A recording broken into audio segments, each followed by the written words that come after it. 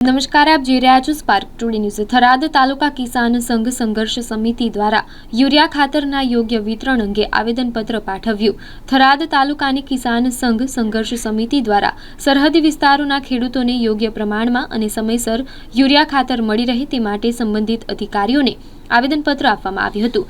સમિતિએ જણાવ્યું હતું કે બનાસકાંઠા જિલ્લાના સરહદી વિસ્તારમાં વસતા ઘણીવાર અભણ અને આર્થિક રીતે નબળા ખેડૂતો સાથે અન્યાય થાય છે। તેઓ જ્યારે યુરિયા ખાતર લેવા જાય છે ત્યારે ઘણી વખત તેમને નેનો યુરિયાની બોટલ સાથે ખરીદવાની ફરજ પાડવામાં આવે છે। જો કે નેનો યુરિયા લેવી ફરજિયાત નથી હોવા છતાં અધિકારીઓ અને વિતરણકર્તાઓ દ્વારા દબાણ કરી ખરીદાવી લેવાય છે।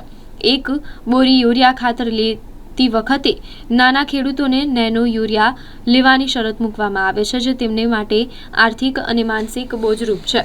આ બાબત ખેડૂતો માટે ચિંતા અને પીડાનો વિષય બની ગઈ છે। આ અંગે કિસાન સંઘ સંઘર્ષ સમિતિએ જણાવ્યું હતું કે ખેડૂતો સાથે આવા પ્રકારના દુર્વ્યવહાર અને શોષણને હવે સહન કરવામાં આવશે નહીં। અહીં વરસાદ વધુ હોવાથી બાજરીનું વાવેતર વધુ છે। થરાદ તાલુકો પિયતનો તાલુકો છે, મોટો તાલુકો છે। ખાતરની જરૂર સ્વાભાવિક વધુ પડતી હોય છે અને ત્રણ સિઝનમાં અહીં વાવેતર થતા હોય છે। ત્યારે અહીંયા યુરિયા ખાતર અમુક ઉડાનો પડ્યું છે, બ્લેકમાં વેપાર થઈ રહ્યું છે। અન્ય રાજ્યોમાંથી, રાજસ્થાનમાંથી પણ 450 લાવવું પડે છે।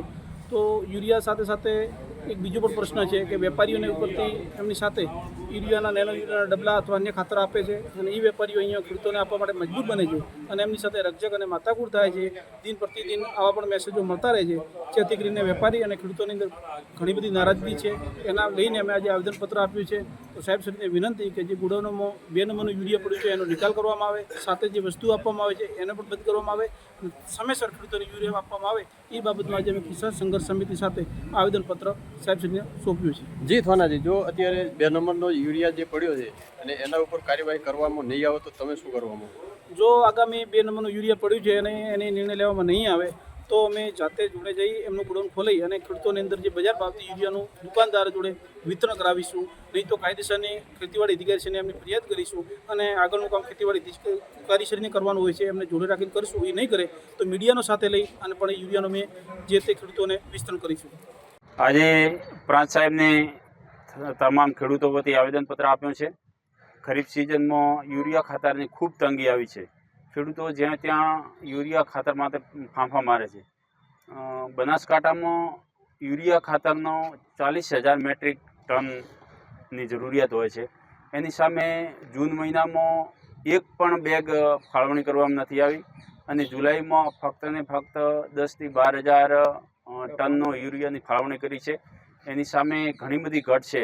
જ્યારે 25,000 થી 30,000 ટનની યુરિયા ખાતરની ખાલી બનાસકાંઠામાં જ ઘટ હોય ત્યારે ખેડૂતોની અને ખેતીની શું પરિસ્થિતિ થાય ખરીફ વાવેતરમાં એ આપ સૌ સમજી શકો છો। આજે તાજેતરમાં વરસાદ વધારે થવાથી જે ખેડૂતોનો પાક છે પીળો પડી ગયો છે અને નાઇટ્રોજનની તાત્કાલિક જરૂરિયાત છે અને નાઇટ્રોજન યુરિયામાંથી મળે છે અને એ યુરિયા ખાતરની જ અત્યારે તંગી છે। ત્યારે સરકારને હું પ્રશ્ન પૂછવા માગું છું કે તમે યુરિયા સબસિડી બંધ કરી છે કે ખેડૂતોને તમે જે ડબલ પાકનો કહો છો અને ડબલ જે આવકની વાત છે એની જગ્યાએ ખેડૂતો અત્યારે રાતા પાણીએ રોવાનો વારો આવ્યો છે અને કાળા બજારીઓને તમે છૂટો દોર આપેલો છે। ઉદ્યોગોને પણ યુરિયા સરકાર ફાળવે છે પણ ખેડૂતોને ફાળવતી નથી। ત્યારે સરકારને મારી નમ્ર વિનંતી છે કે કાળો બજારીઓના તમામ જગ્યાએ જે ગેરકાયદેસર રીતે યુરિયા પડ્યો છે ત્યાં દરોડા પાડવામાં આવે। ઉદ્યોગોને જે યુરિયા ખોટી રીતે ફાળવવામાં આવે છે એ તાત્કાલિક બંધ કરી અને બનાસકાંઠામાં ફક્ત 30,000 ટન યુરિયાની ઘટ છે એ આ 7મા અને 8મા મહિનામાં ફાળવવામાં આવે તો ખેડૂતોની જરૂરિયાત પૂરી થાય એમ છે। જો આ 5-7 દિવસોમાં સરકાર નિર્ણય નહીં લે તો ખેડૂતો વતી અમારે રસ્તા ઉપર ગાંધી ચિંધ્યા માર્ગે આંદોલન કરવાની